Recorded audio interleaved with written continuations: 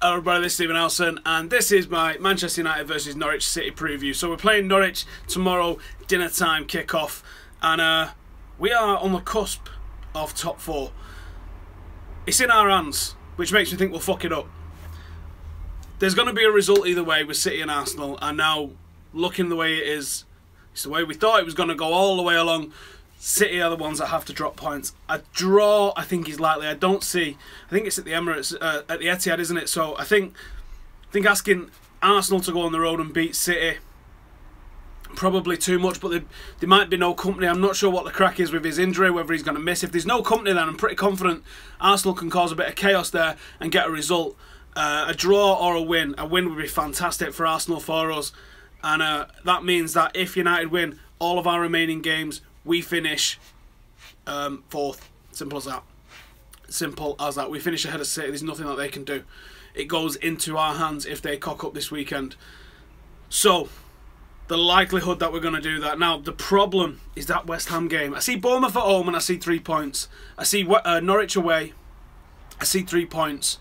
The problem is I don't see 3 points at West Ham. We've done them in the Cup, but it was a very close game, wasn't it? It was a very tight game. Can we beat them again? Absolutely we can. The problem is, will we? United have lacked consistency massively, so asking us to go and be consistent and to go and put this on them and to go and get a win there on the last ever game at Upton Park, the bowling ground, is asking a lot. Sometimes, though, the occasion can help the away team when there's no pressure on us and there's all this pressure and expectation and emotion. We saw it with Manchester City at the 50th anniversary of Munich. United playing in the old-fashioned kit, the whole crowd with scarves, the silence, all of that shit. And then City go and beat us because we played the occasion and they just played the match. There could be an element of that with West Ham. And I'm projecting and I'm hoping more than I'm expecting. If we're still in the hunt for it, though, that's going to be a huge 3 points for us if we manage to go and get it. That's what we've got to go and do. We have to go and put it on and get those 3 points at West Ham. The future of Manchester United is not that dramatic. If we come fifth, we come fifth and we go again next season. But it's easier to try and rebuild, and it'll be a faster evolution and a faster cycle and all of that if we manage to get top four this year. Because as we've been saying for a few weeks now, next season is going to be mental because Chelsea are not going to be this bad again. Liverpool are going to be in the hunt. Leicester, I think, are going to slip. They're not going to retain the title, but they could easily stick around in the top four or top five, making it tight at the top. You're still going to have Arsenal in the mix, whether they keep Wenger or not. Tottenham, I think, are early favourites for the league next year. City could kick off and go and be a nightmare for everybody, but they could also struggle. I think if he doesn't get his philosophy and his style of play into them in the first 10 weeks, they're going to be so far off the pace that they're not going to be in contention for winning the league. But they are still going to be in and around the top 4, 5 or 6 places. So you're looking at Leicester, Tottenham, City, Arsenal, United. I've caught up there somewhere, and I've not gone through them all properly. But Liverpool, there's too many teams to fit into the 4 for next year, is what I'm trying to say. West Ham potentially might kick on with the new stadium. Everton, if they're able to retain all of their best players, might kick on next year. Everyone's going to have money to spend. There might be another surprise. Southampton might improve and go and do something because they've got the basis of a decent side there. There could be a nightmare. Burnley could go on and win the league after what's just happened with Leicester. So there could be a lot of things happening that we've not thought about. But the issue that we're going to have is that top 4 spot is going to have at least 6 teams gunning for it, let alone that top 1 spot. So next season's going to be nuts. If we finish 5th this season, it's not the end of the world. You know, we have had bigger problems and bigger tragedies that the club has come back from in our history and in recent history. It just makes that cycle harder. And it could, I don't think we'll go 26 years without a title, but we could easily go 12 like Arsenal. I mean, I bet Arsenal fans when they won the title, that invincible title, and I hate that term, invincible, just because they didn't lose in one competition. Well, so what? We've not lost in one of the Champions League competitions when we've won it. Just because it's not the league. Who cares?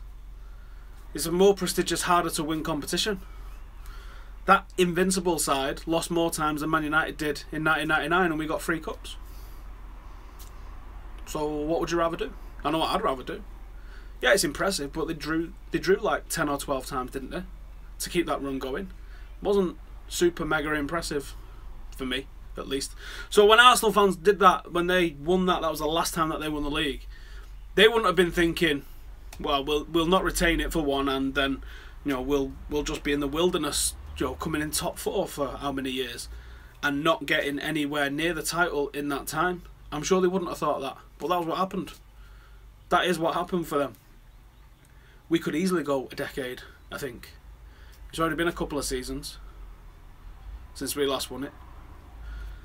It could easily start to build up now, and I'm sure Liverpool at the end in 1990 when they won their last title, I'm sure they wasn't thinking, was the last time we're going to see this for a quarter of a century or more.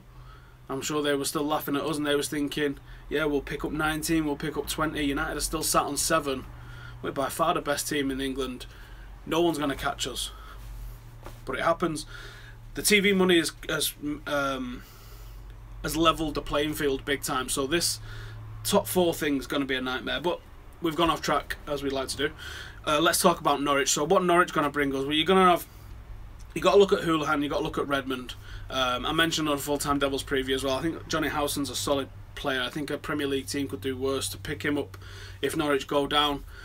He's no relation. I do like him. I just obviously always clock the name, and when I watch him, he does catch the eye. I think he's a very solid player. I think if he was playing in a better team, better players around him, he would look a better player himself as well. The issue that we've got, I want to see Varela and Borthwick Jackson deployed, because I don't think they offer too much of a threat for us as a defensive unit. And our defensive unit and our team has allowed so few shots on goal. We are solid at the back. Our issue is scoring goals and creating chances. That is the full issue. So 2 players that are going to come in and make more chances happen for us. And that could be Varela. That could even be Joe Riley, in all honesty, as a right back, because he is a right-sided player. He's coming to the first team as a left-sided player because needs must, but he is a right-sided player. Cameron Borthwick Jackson from the left, fantastic crosser of the ball. We really don't have enough people that can cross a ball like that at the club. The way he touches it and delivers across, I said it's Beckham-esque, and people, I think, getting the wrong end of the stick on that I think he's as good as David Beckham. Well, come on, relax. I've not said that, have I? Don't twist the words. I'm saying we've not had a crosser of the ball like that since David Beckham, and we haven't. It's as simple as that. We haven't had someone who takes that first touch instantly, got the head up, and is looking to deliver across, and the manner that he delivers it is very reminiscent of how Beckham delivered across, and we have missed that, and I do like that, which is why I want to see him into the team. Defensively, he offers a lot also. And the rest of the team basically picks itself, and it's going to be Smalling and Blind. I'd like to see Schneidlin brought back into the team. I don't understand how Fellaini gets in ahead of him. It's mind-blowing for me. And then I think Rooney and Herrera next to each other can complement each other a little bit. On the right-hand side, I'd like to see Memphis tried. Or even Marshall. He's not going to drop Marshall, and I'd be amazed. He's played him on the right a couple of times. It's not really worked out, so I can't see him doing it. But I would like him just to try Memphis for once on the right hand side. But it won't. It will be Mata or it'll be Lingard with Herrera, Rooney, Marshall on the left without a shadow of a doubt, and then pretty certain it's going to be Rashford up front. But if you wanted to even try Memphis and Rooney behind Rashford, you might see some fruitfulness out of that. This is the problem. We need to score goals. We're going to need half a dozen goals at least before the end of the season, and get that top 4. And if we do finish top 4 and we get the FA Cup, no, we are not turning into Arsenal where we say that that's acceptable and we celebrate it the way Arsenal fans did. Arsenal fans get it twisted that we think the FA Cup has now become an important competition. It's not. It's always been a nice competition to win, but let's not pretend it's as good as winning a Champions League or the league. That's what Arsenal fans did.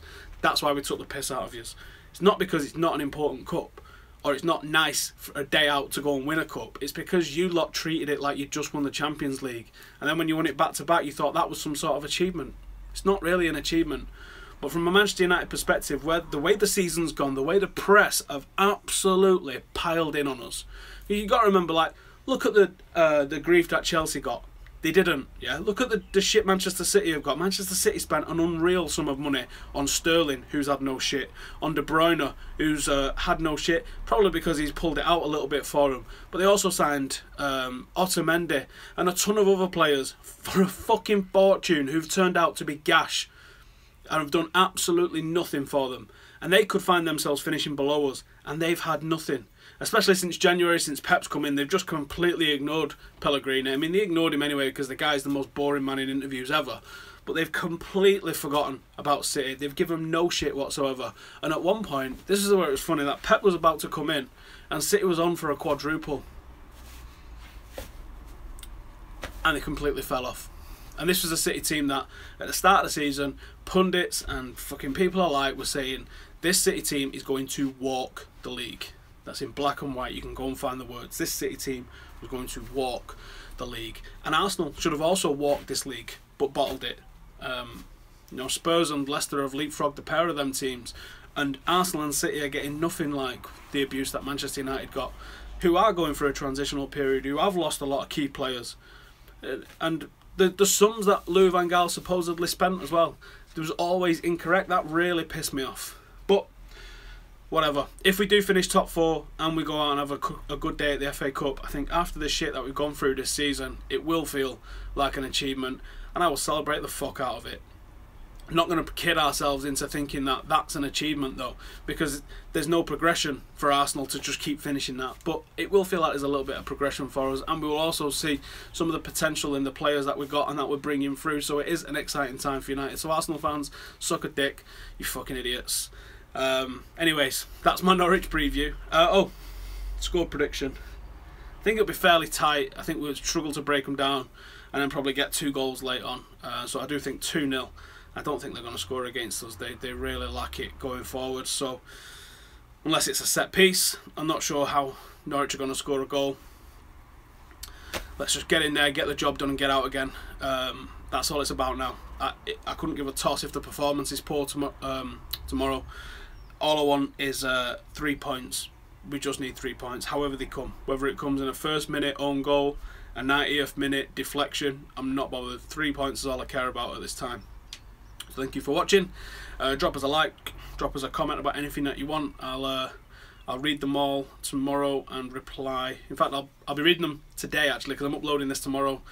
Today's Thursday for me. I'm uploading this on Friday, so I'll read them all once it's gone up, and I'll be replying to them as and when I can. So thank you for watching again, and I'll see you soon. Laters.